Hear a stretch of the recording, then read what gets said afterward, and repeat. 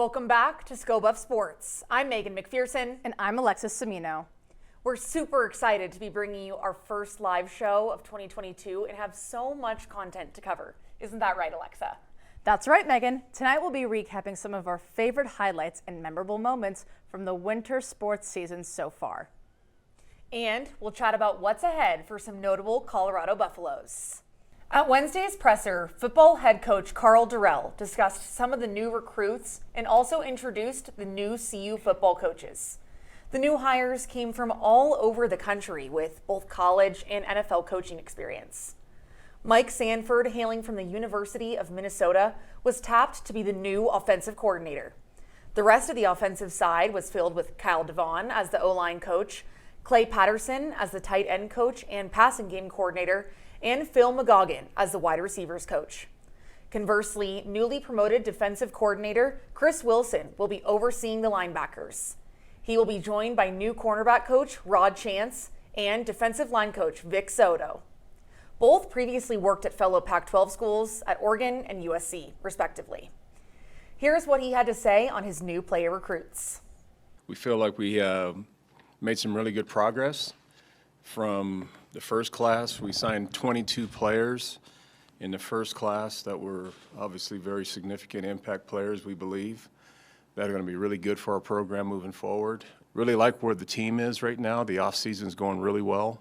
They're working hard. There's some great camaraderie that's going on. I think all of these players that we've added, even some prior to, in between the signing class of 22 and some other guys that we picked up in between, who are already on campus, they've done a nice job of adapting into our situation, are well-liked, well thought of, have been impactful already in terms of what they've done so far in the off-season. So we're excited. We're excited about the future of this year, and I know our coaches are excited to get going with some football school, and that's going to lead into spring practice. So there's a lot of great energy that's in our building right now. Who's out here getting excited for the Winter Olympics? The opening ceremonies are today, and then it's time to cheer on the USA. But as Buffs fans, we should be cheering extra loud for the 8 Buffs who made the cut. Our Elite 8 are competing in 4 different sports: alpine skiing, biathlon, cross-country skiing, and snowboarding. That makes 6 athletes competing from our ski team. 3 of our athletes will be representing the United States, while the others will represent their homes, including Canada, Estonia, Poland, and the Czech Republic. Not only are they representing their country, they also get to represent Boulder on a worldwide stage. Let's cheer them on so the whole world can hear us yell, "Sko Buffs!" Next up, we take a look into how our men's and women's basketball teams are doing on the court. Don't go anywhere.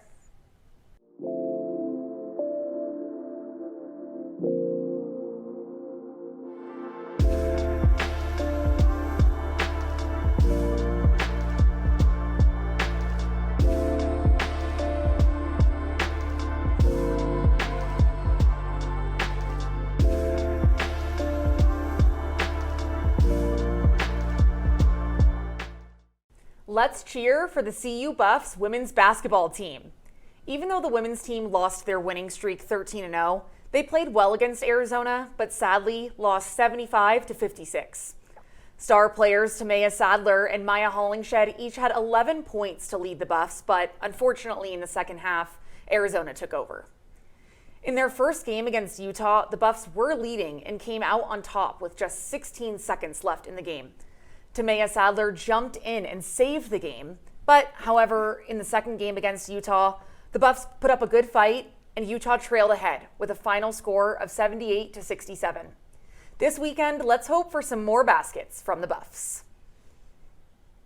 It has been an up and down season thus far for the CU men's basketball team, which is expected for a rotation featuring 8 underclassmen. After getting off to a solid 6-1 start, there was hope that maybe, just maybe, the Baby Buffs could hang with the big boys in the Pac-12. And yes, they've shown potential, but just haven't been able to make the winning plays at the end of their games against premier competition. Following a blowout loss against Arizona and Tucson, the Buffs were just a play here and a play there from topping powerhouses USC and UCLA in a recent homestand. But struggles in the paint and on the board proved to be their downfall. Last night, the Buffs took on Oregon at the Keg in the second half of their home-and-home series this year. The Buffs picked up an impressive 82-78 win in their first meeting. This was their first win in Eugene since 2013. This week's ScoBuff Sports Play of the Month goes to sophomore Nick Clifford as he gets the ball from KJ Simpson on a fast break. He then gets up to put USC's Drew Peterson on a poster. The Buffs would keep it a close one throughout the game, but would go on to lose to USC by a score of 61-58. Quite a play by the sophomore guard from Colorado Springs. Coming right up, we get into some news straight from the CU women's soccer team and look at a recap from the CU track and field invite. We'll be right back.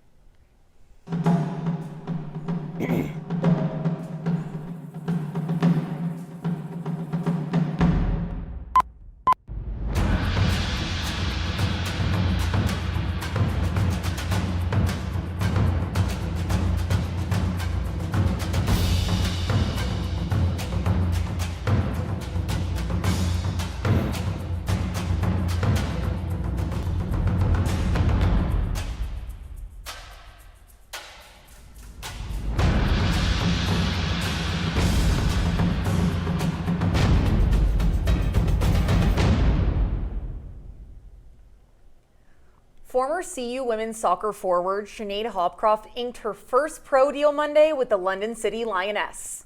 Hopcroft was the 2021 team MVP for the Buffs, recording a team-leading 22 points on 6 goals and 10 assists. In her 2 years in Boulder, Hopcroft started 34 of 36 matches, totaling 30 total points on 9 goals and 12 assists. You probably remember her legendary bicycle kick goal last season that garnered some serious media attention. And now she's on to even bigger and better things as the latest CU athlete to go pro in their sport. Best of luck in England, Sinead. Last week, the Buffs hosted the 2022 Colorado Invite with multiple schools such as CSU, UCSC, Air Force, and Wyoming, all competing across 2 days. Field events took place last Friday as Colorado picked up wins in both the men's and women's high jump, as well as the pole vault. The Buffs were able to continue their success into the second day as they managed to win 8 titles throughout the track events. 13 Buffs on the team are now ranked in the NCAA top 50 in their respective events. And now it's time to head over to Taylor Sadusky for this week's edition of Buff Banter. Black History Month serves as a time for remembrance and acknowledgement to African Americans who played a central role within U.S. history. The University of Colorado has been lucky enough to have had some of the legends represent the black and gold within the athletics department. Billy Lewis, the university's first ever African American basketball player, was nothing short of remarkable for the school. Lewis played 3 seasons with the Buffs and excelled his junior year, averaging 5.9 points per game, going a career-high 21 points against Nebraska, scoring 244 points and grabbing 197 boards as well as lettering 3 times. As a student athlete, Lewis was forced to eat and sleep away from his teammates due to hotels not allowing black people on the premise. This was back in 1956 when the pre-civil rights America was continuing to endure harsh racism across the country. The 6'3" forward played 67 games as a Buff and came to compete in track to finish second in the CU Invitational. Off the court, Lewis became a voice for the student body after being elected the first African American commissioner of the Associated Students of the University of Colorado. His work led him to deal with issues regarding discrimination in both the housing and employment practices of the university. After his time at CU, Lewis went on to run for state representative in 1968 and opened a private practice in Denver, as well as being one of the first black law firms within Colorado. Shortly after the election of the first black president in 2008, Lewis was inducted into CU's Athletic Hall of Fame. Billy recounts his time here at CU, saying, "It was a blessing for me to be successful from what I learned and what I was exposed to at CU. I was never afraid of anything." Billy Lewis passed away back in 2011 at the age of 72. His contributions and voice will forever contribute to the success of the university, as well as blazed a trail for those who follow behind him. Happy Black History Month. I'm Taylor Sadusky, and this is Buff Banter. We go straight to Caroline for a new edition of Rapid Fire. Stay tuned. Who's the biggest Buff fan here? Me! That guy. School bus. Go bus, baby, we're all about the bus. School bus. They can't contain us. We're the best. We can't be stopped. School bus. School bus. School bus. Hey Buffs fans, welcome to Rapid Fire, where we'll highlight some of our Buffs' big upcoming games. Let's kick it off with men's basketball. This upcoming Saturday, Buffs will face off against Oregon State, home at 4 p.m. Next up, we got the women's basketball team. Next Sunday, February 13th, 1 p.m., they'll be taking on the #1 ranked team in the Pac-12, Stanford. Something else of note? Buffs ski team won the Nanook Invitational this past week, and now our Buffs skiers will be in Fairbanks, Alaska all weekend competing in the Besh Cup. And finally, on Tuesday, February 8th, we got our tennis team taking on Denver home at noon. Whether at the CU Events Center or on live TV, go show our Buffs athletes some love. Back to you, Megan and Alexa, at the desk. Thanks, Caroline. Certainly an exciting weekend ahead. Now, Buffs fans, it's time for this week's trivia question. Last weekend, the Buffs basketball team managed just 43 points in a road loss against Washington State. We want to know, when was the last time that CU failed to reach that number? Well, you have to go all the way back to 2014, when the Buffs could only muster 33 points in a loss at Wyoming. For this week's Tweet of the Week, we will be looking at two of our NFL Buffs. In a little over a week, CU alumni Kadobe Obuzi and Josh Tupou will be competing for a Super Bowl with the Cincinnati Bengals. From us here at ScoBuff Sports, we wish the best of luck to both of them as they get ready to compete next week.